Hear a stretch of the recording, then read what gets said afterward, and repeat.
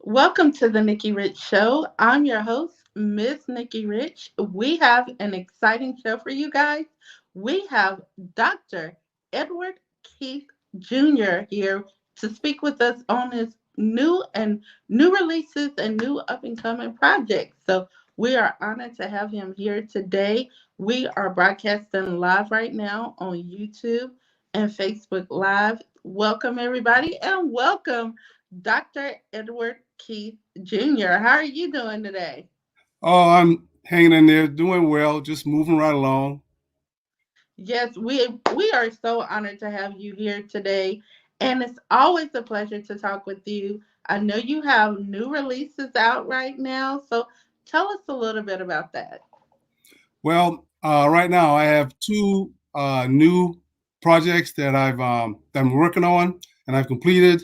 And let's see, right here, first one here is my book dealing with. Wait a minute, one second. Are you on your cell phone too? Oh, let's see. It's like a slight echo. Okay, how's that? Better, much better. Okay, thank you, ma'am. Thank you, ma'am. Okay, this is a project that I worked on while I was getting my doctoral. This Mhm. deals with supervisors and employee relationships, and I researched it. I did some interviews to find Mhm. out how employees view their work relationship with their supervisors. And this is a book I worked on with another Dr. Thigpen, some time ago, and we were talking about battling depression in the church. Now, I have written an update to that book, which is mental health challenges in the church, the next step for church leaders. And in this book, I kind of went a little further in terms of what we did in the battling depression in the church. I interviewed some people. I put in some things that were personal to me, like when I lost my father and my son. So I put that in the book and how I feel at that time. And then I also put in the appendix part, I put in some information from a couple of pastors that one that I found that would give me an interview. Then another one that is in the area is I probably don't know, but is in James Island area in Charleston, and he's a pastor of a huge church over in James Island, First Baptist Church of James Island. He gave me some information on it, and then I took some excerpts from what a talk that Miss Michelle Obama did in terms of depression, low level depression, and I added that in the impedance. And so I took a variety of different um, depressions, basically dealing with bipolar depression, where you're up one time and down the next. And I talk about some things in my life in the book that I wanted to share with the readers as I wrote it out. And then my dissertation, I think I just kind of touched on that.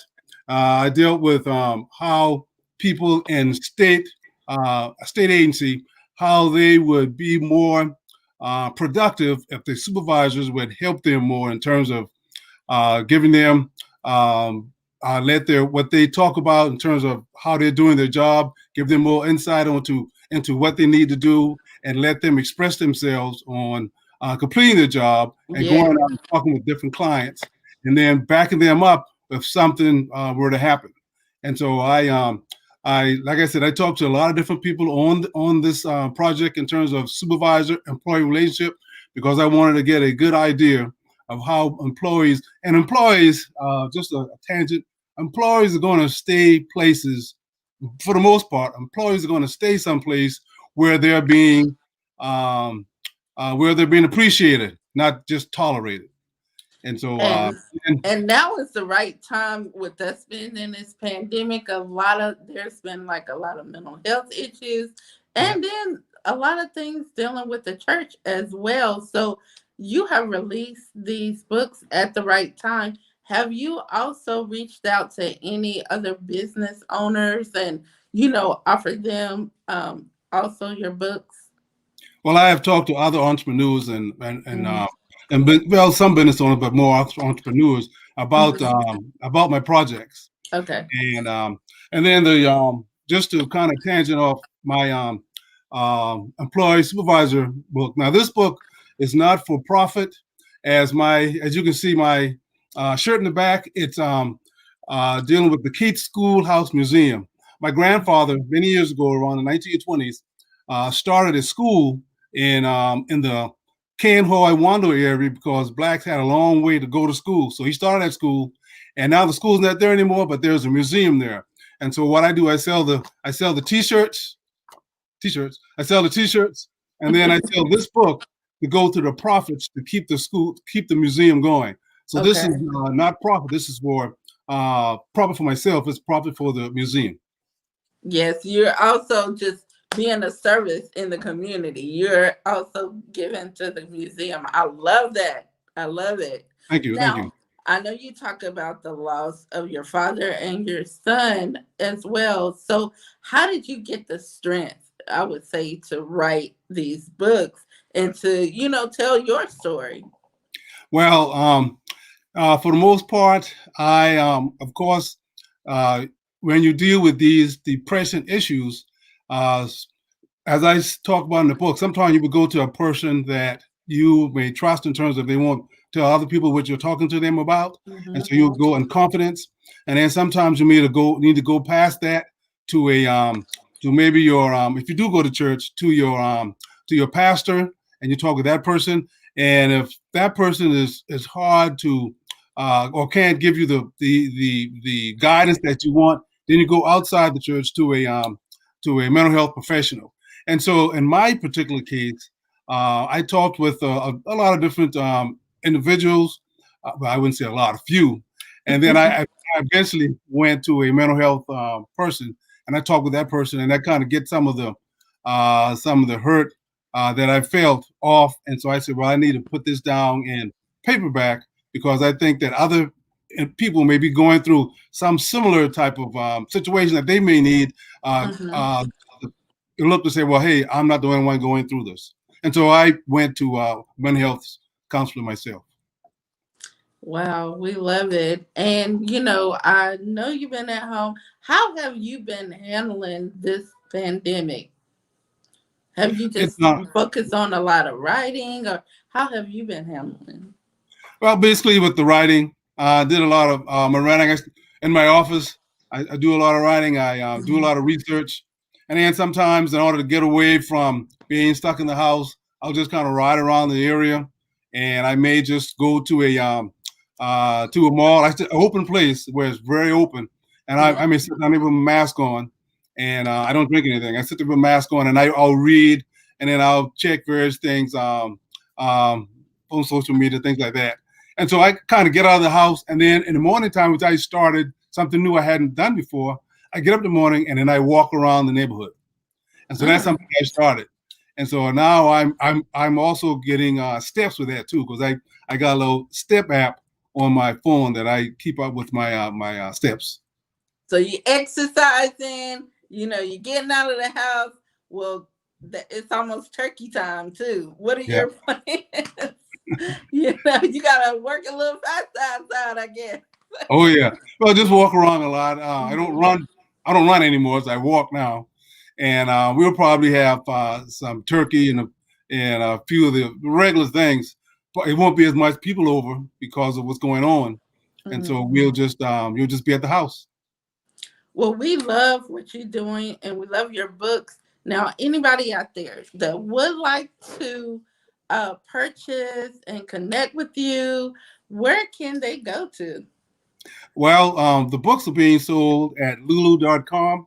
That's lulu.com, and you can also call me if you want to like the shirt. If you want the shirt, you can call me call me at 803. Now this is a South Carolina number, 803-480-6076. Or you can text me, call me, or you can send my email, which is edward.keithjr@yahoo.com. That's edward.keithjr at yahoo.com. And I also see that you are a member of a fraternity Oh, as yes, ma'am. well. Yeah. Yes, ma'am. I Cap Alpha Psi. I was a part of I joined the Grand Old Fraternity back in 1979 when I was Mhm. going to a local college here called the College of Charleston back in Mhm. 1979. Yep, Wow, I was long born in time ago. 79. Yeah. Yes, amazing. And I know that you have voted already. Am I right? Yes, I have voted already. Yay! Yeah. You know, I'm voting this weekend. I haven't voted yet, but I'm voting this weekend. So I'm excited about that. I just been, studying all Yeah. the candidates and knowing who I got because I'm in a whole different state, North Carolina. Yeah. I mean, from South Carolina to North Carolina, and now I'm living in California. I always still say I'm in North Carolina for some reason, but I'm here in California. So now I got to learn everybody totally new. So it's different, but I'm excited about it, and excited to always vote. Voting is important. I know this week we were also a part of the campaign "Own Your Vote" with Miss Yes. Oprah Winfrey. We got a chance to interview the senior advisor, Joteka Edie, which was amazing. And we was just pushing for everybody to get out and vote. I'm voting, so I'm excited about that. We making history. This every time we vote, every time you vote, you make history, and it's Right. important that we vote. My whole family has voted. Usually I be the ones that already vote, but my whole entire family has voted already. I was like, Yeah. "Ooh, I gotta get there tomorrow." Oh yeah. Yeah. So I'm Yeah. I got my excited about it. my nephew lives out there in LA. He used to live here in South Carolina, but now he out there with his family, so he's enjoying it. Yes, I am too. And it's always a pleasure to have you on, Dr. Edward Keith Jr. Thank you. And, we're going to continue to support and share all your success from all your writings, your book, and everything you got going on. Is there anything that you would like to leave us with today? Well, of course, vote.